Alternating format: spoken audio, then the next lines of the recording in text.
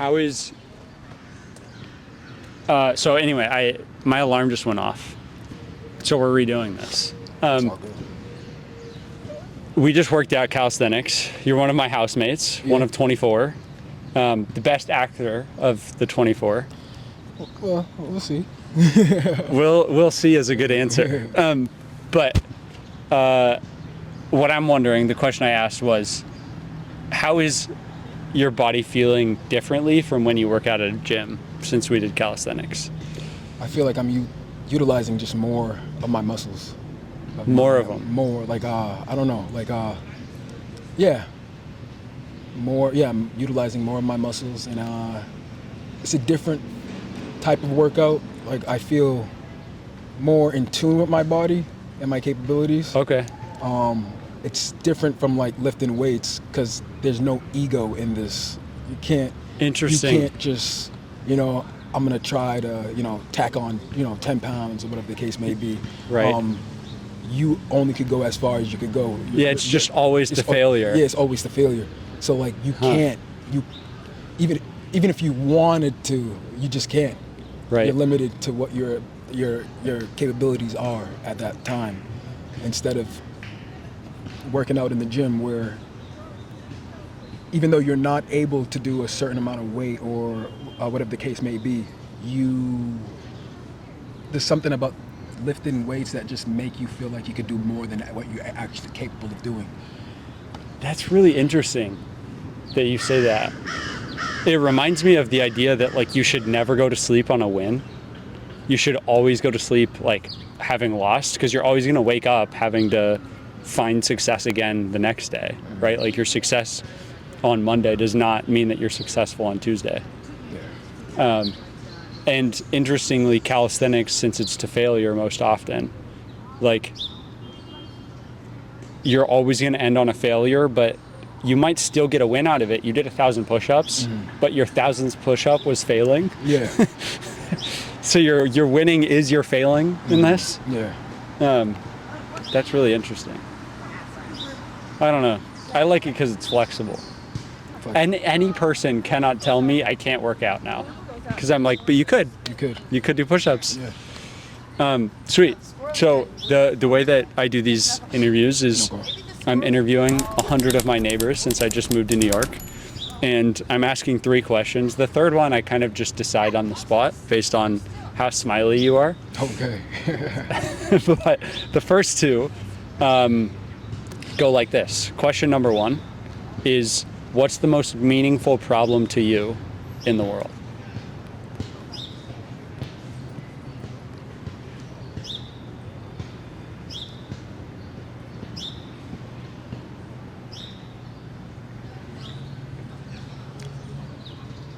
Mental health. Mental health. Well, wellness in general, but like, yeah, I feel like that's an issue that that's being overlooked, at least, yeah, in certain communities, in certain areas. Just yeah, mental health, just overall wellness. Yeah. How long you paused to think about that is a sign of a mature man. Oh, cool. I appreciate that. You really thought about it. Yeah. What about that is meaningful to you? I feel like without your mind being sound, you're unable to navigate life, effectively. Yeah, being able to have clarity of mind. It's just, I believe it's very important. And I said mental health, but I want to say wellness in general, because I feel like it's connected, like mental health, whatever, like it's connected to like things that we consume, what we consume, what we eat. Not just nutritionally, but like visually, what we listen to, what we watch. I feel like that all impacts our mind, our ability to think. Yeah, and I think we need to do a cleansing of that. That's a problem. That's what I believe. That's just me. When you say cleansing, you're saying like, it just societally, what we need to work on is like kind of restarting from zero and building up wellness. Yeah, yeah. Or Just what are you trying to say? I'm trying to say like, really be cautious of the things that we Yeah. put in our bodies, Yeah. the things that we watch, the things that we listen to, because they have more influence than what we think they do. I think we should be more intentional throughout the day.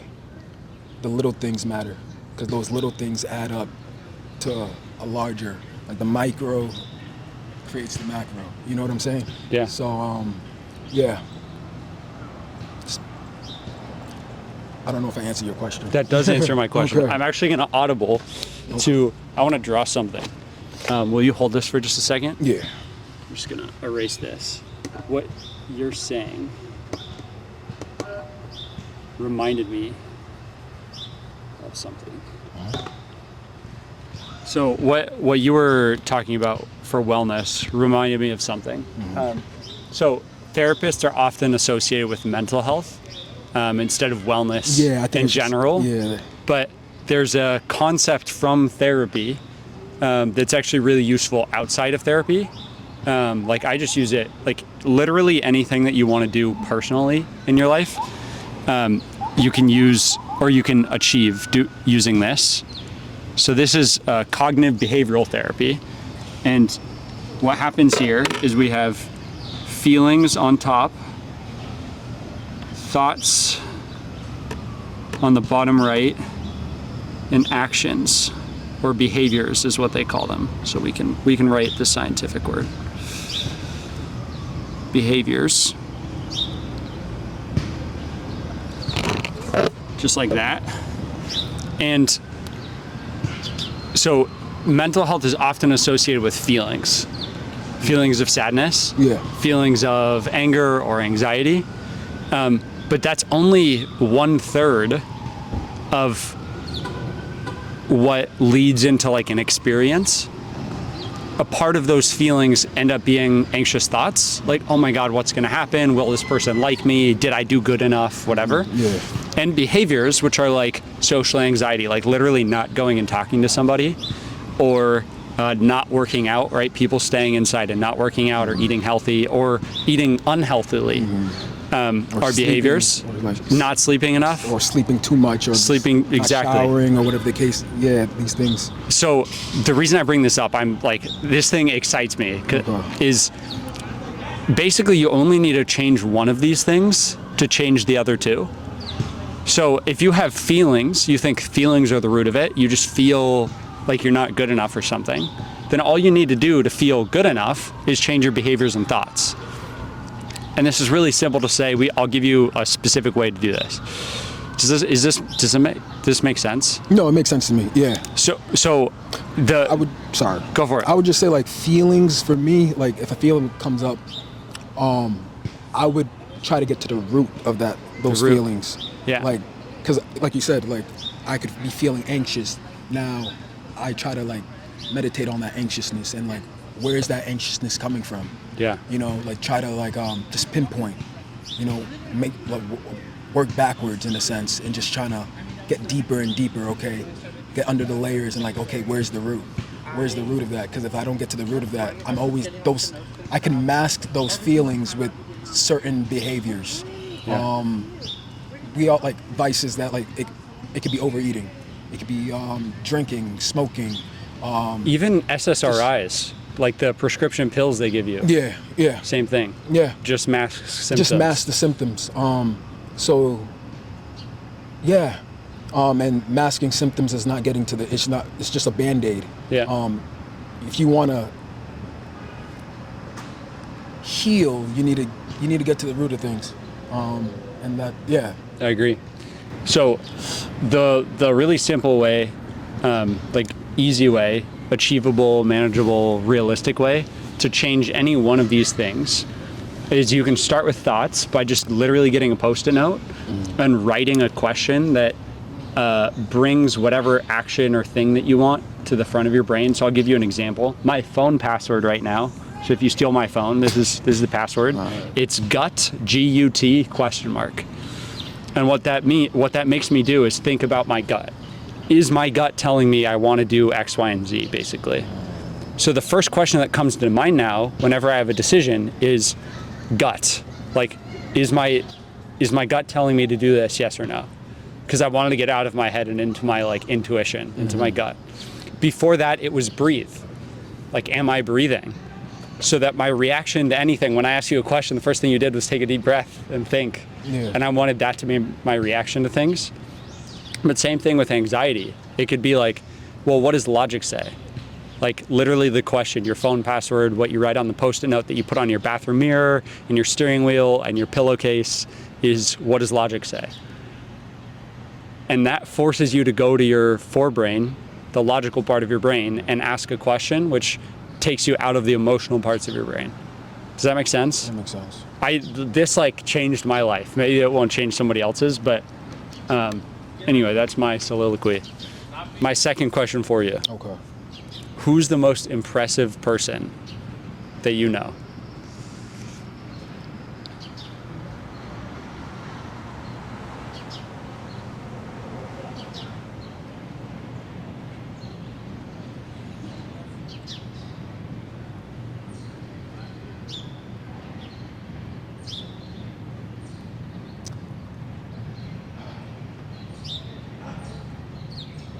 I don't want to just say a name, so You could say it's yourself.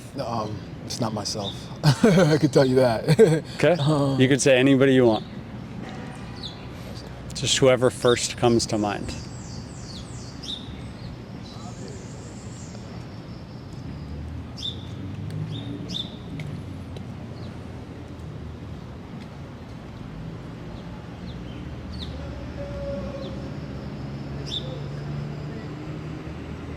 I just want to speak truth, and right now I can say no one, like No one. living right here, like Okay. in this, right now comes to mind. To be honest with you, Okay. and I just want to, you know, What I don't would wanna make a person, like, if you were to, take Lego bricks of pieces of a person, traits, actions, what would that impressive person be made of? How would you describe that person?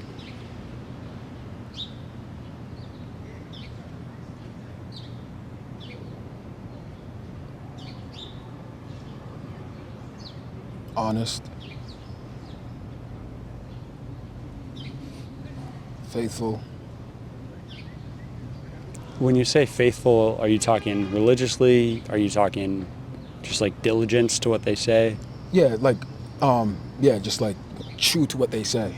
You know, what they say, you could always expect. You know, Yeah.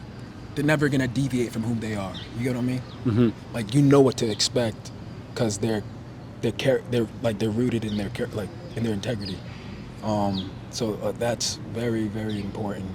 That's definitely essential in terms of like being impressive to me.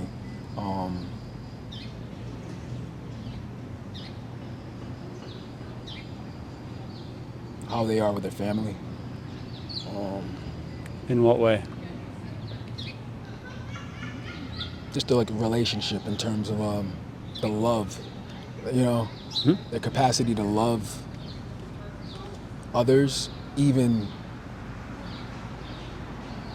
when it might be difficult to love like an individual. It could just be different ideologies, different I don't know, ways of life, but still being open to them, still being able to love them, trying to be able to see their perspective on things, even if you don't agree with them. Just being able to, listen and not put a wall up. Just, I don't know, just They bare their soul even in those difficult moments. Yeah, exactly. Exactly. Yeah, you put the words for me. Thank you. I try to be the poet, family, honesty, integrity. Yeah, and their ability to love.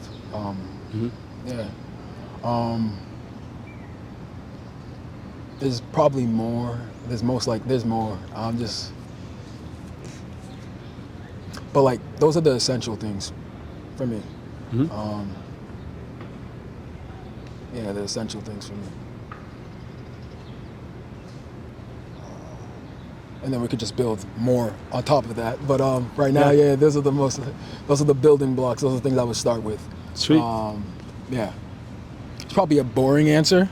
No. Not the answer probably you expect, like most impressive. You probably think of, I don't know, whoever got a jet, whoever got this or that, like financial success. That's most impressive. But like, I feel like you find that like inside, it's not external. When you get inside the person, seeing what's inside. Yeah. And when you like that, those things that are inside, I feel like those are more impressive than whatever is shown externally. So yeah. So that's why it's kind of hard for me to answer that question. Yeah. Because a part of me too is like the reason why it's hard for me to, because I don't have that many interactions with a lot of people. Because I could say before, whether other than the last 2 years, I've been really isolated and distant from. I kind of like moved myself. Like I just like.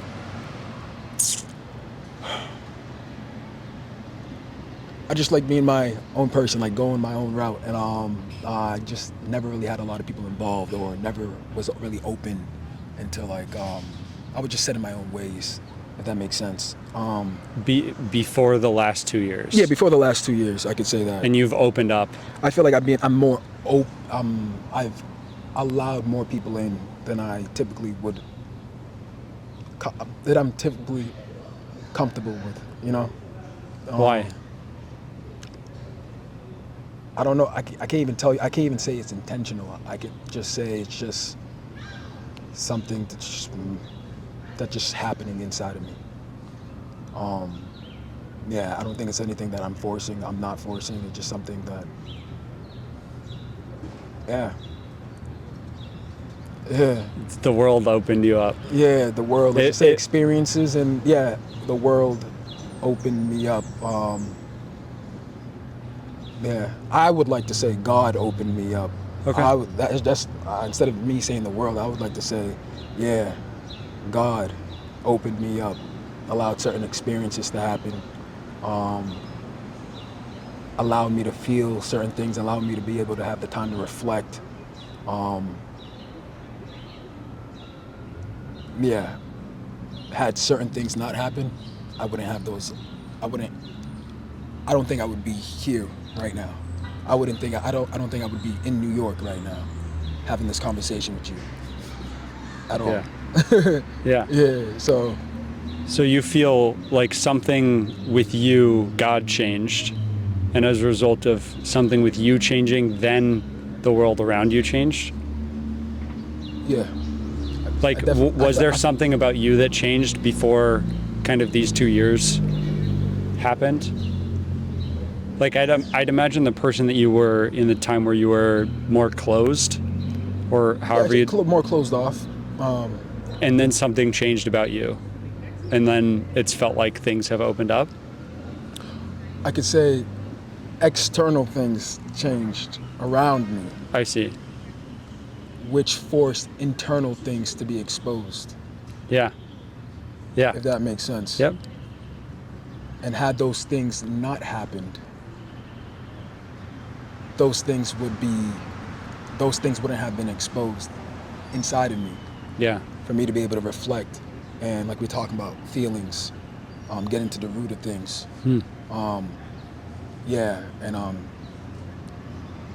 Going a different route, doing things differently, getting to the root of those things, and getting healing those aspects, that cause those whatever negative feelings or behaviors, or thoughts, perceptions. Yeah. So had those experiences not happened, again, I wouldn't be here. I wouldn't. We're living in a house together. We're 24 rooms. I believe there's 19 people right now. Yeah. I would never have done that before. Yeah. You know, so like being open to letting go of control, letting go of, just letting go, but not letting go passively, letting go with knowing who I'm letting go to. For me, at least, that's how it is for me. When I'm letting go, I know I'm not letting go of life or anything that sort. It's intentional. It's for like you. an intentional letting go, because I know who am I letting go. For me, it's Got Most it. High.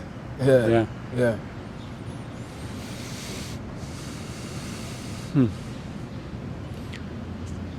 It sounds like you had some experiences that were like mirrors for you, Definitely. that showed you parts of yourself, and that gave you an opportunity to kind of confront some parts of yourself, choose if you wanted to let go of that, etc.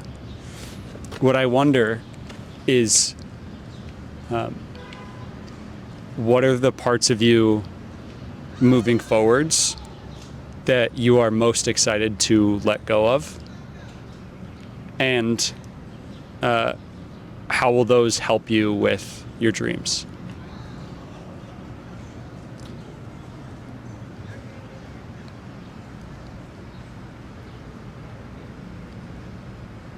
I would say I'm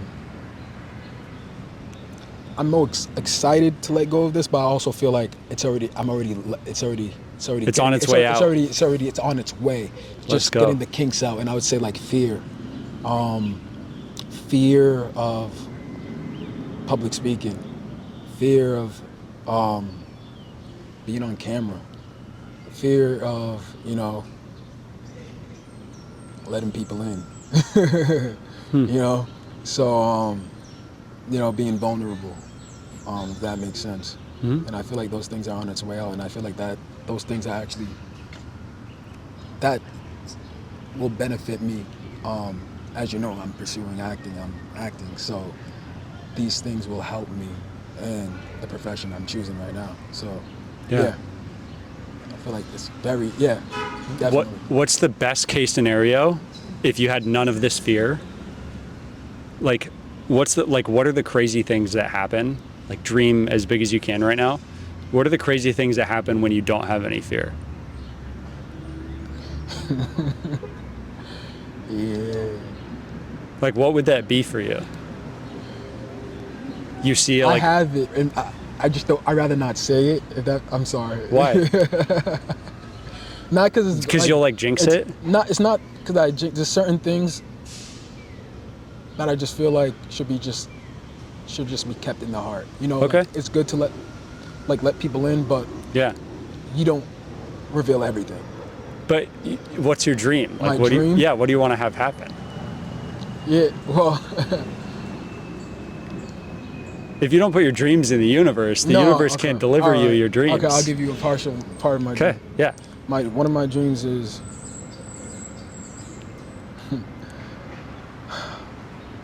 living amongst the animals. Living amongst the animals. Yeah. What does that mean to you? Just having this big plot of land.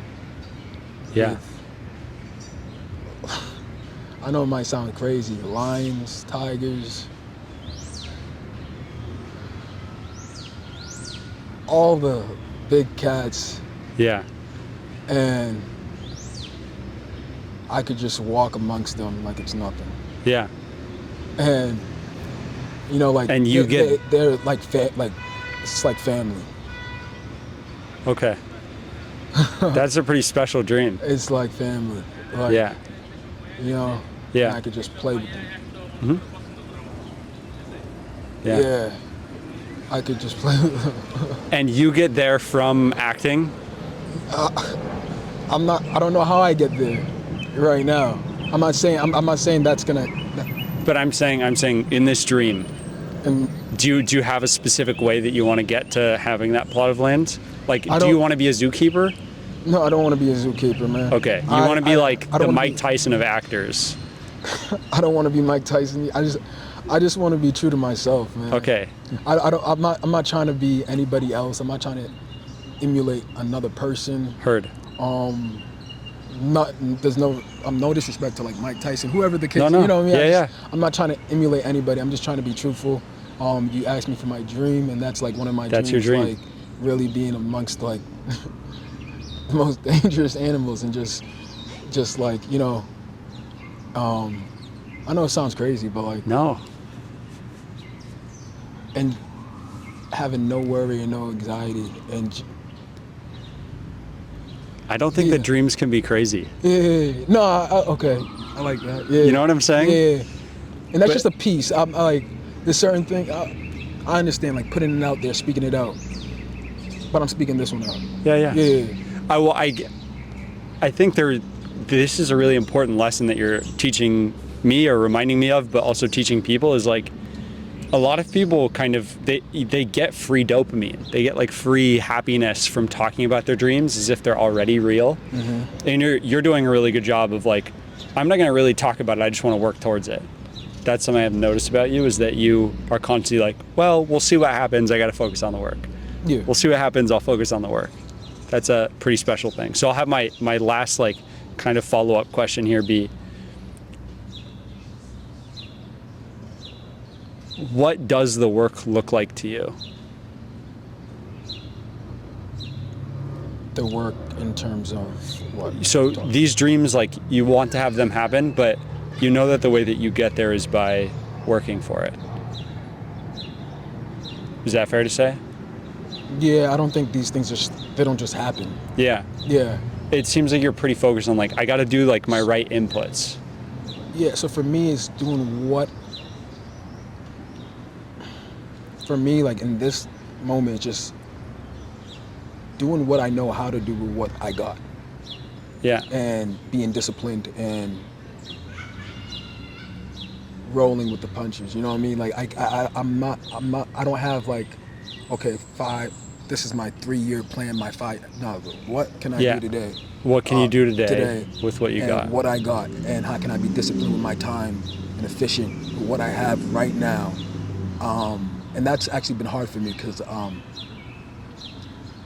I used to always like, you know, like I wasn't in the now, in the present. I was always thinking future Yeah. and neglecting right Now. here, this now. But now, again, certain experiences, certain things haven't happened Yeah. in my life. I don't think I would be, you know, Yeah. right now, like I just feel like what I can do is just do all that I know how to do. So And this is what I want to ask. yeah, What do you know how to do? Like specifically, like I think one of those is acting and like specific parts, like you got to go to classes yeah, and like what do you got? Like define, you know what I'm saying? Like if I were to say for me, if I know what I need to do, I know I need to do what I can do right now with what I've got. What I've got is I'm pretty personable. Like I could just talk to strangers about deep stuff Yeah. in a park. I know a lot of different stories about like a lot of really successful people because I've done a ton of reading. So I think like I have this kind of like pattern recognition, this like philosophy understanding of things. Mm-hmm. I think that I'm a really good poet. Like I've written almost 200 poems, like just from like a storytelling perspective. And I think that I've got this like really ridiculous, like crazy hunger to like go do crazy shit, like stand in front of places with signs or film podcasts in parks. I think that's what I've got. And what I need to do is I need to film a ton of interviews and talk to a lot of people and show the world that I can do this. And I think another piece of that is I need to find a really meaningful problem that I want to use this storytelling to bring to the world. I'll give you an example. My girlfriend had a TBI, so traumatic brain injury, and she has like realized and used a ton of different treatments to fix the symptoms, so not mask them, but fix them. okay. And she's starting a neuroplasticity clinic to help people with traumatic brain injuries get the treatments to fix their symptoms. So I can see that and be like, oh, I can go tell the story of these treatments. I can tell the story of Carly, my girlfriend, of like, okay, she had a headache every single day, like a migraine every single day for 6 years. On top of that, she was sensitive to light and sound. Like she would not be able to have this conversation because there's too many things going on, and there isn't that much going on right now. Yeah. But she wouldn't be able to have the conversation. She'd have a headache. She probably wouldn't have been able to walk here, which is like, you know, 0.1 miles. But after these treatments and like going and like shocking her tongue to like get electricity to her brain to like stimulate a certain part and different psychedelics, she now like can do everything that a normal human being can do. And I can like find a really good way of telling that story, you know? Yeah. So back to you is like, what are the specific things you feel like you need to do? What are those inputs? And what are your advantages right now? Like, what are you really great at? Yeah, so the things that I need to do, the basics are, continue training. Putting myself out there. What does training look like, though? I don't know that much about actors. Training will be just, right now, I'm going to classes right now. I'm taking classes, doing scene work. What is it called? Working on scenes. Scene work? Yeah, so I'm just like working on scenes, so I'll just get scenes and like somebody calls you and says, yo, I got a scene for like this crazy so tiger wrangler. We're giving scenes in class. I heard. So yep. Yeah, so the instructor, David Epstein, he gives us scenes to work with a partner during class. So in class. So you guys are like role playing these scenes. Exactly. Yeah. So we study the scene, do scene study, and basically while I'm in the house, just trying to perfect the scene, trying to know as much as I can about this character, this individual that I'm playing, because though it's like words on a piece of paper, that's a person that I'm trying to portray. Interesting. So dude, I have to figure out, okay, what has this person gone through, like, or what is the backstory of the character that I'm playing, and so like really trying to dig into the psyche of that character, just like I would do with like an individual, like you're getting to know a fictional person instead of a real person, but you're still getting to know a person. And just like how you asking me questions, I'm asking questions about that character. So interesting. About that character instead of him. And the script can answer the questions for me, but sometimes I come up with my own conclusion or hypothesis of that character. And, so just building on those characters throughout the week. And right now I'm gonna start taking like improv classes. And these things are, again, like, these are things that I wouldn't be able to do previously. So I guess just putting myself out there, being comfortable with being uncomfortable, being able to fall flat on my face, and being able to take the jabs of the day,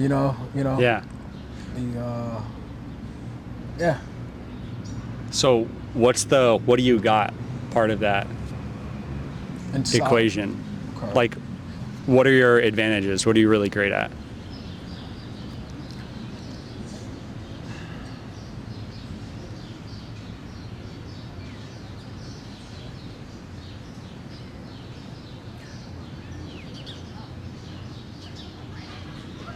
Work ethic,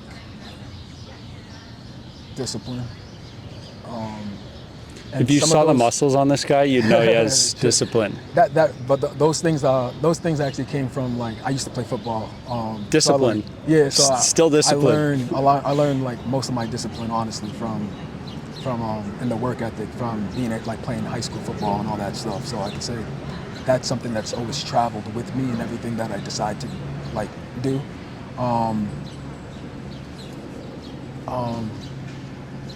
I feel like I haven't shown it, but I know I have it, the ability to galvanize and motivate people. And I feel like, and I know I have the ability to impact people like to reach their hearts. You know,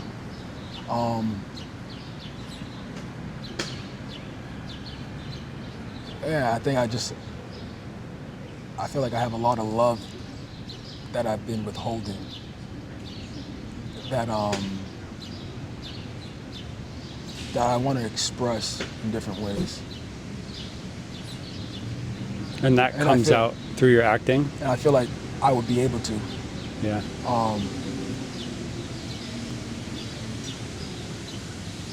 Yeah, if I'm in the right, yeah, that's why like I intend to be in the right, I want to be in films, and I want to be in the right films that make an impact. It's not about the money for me, it's about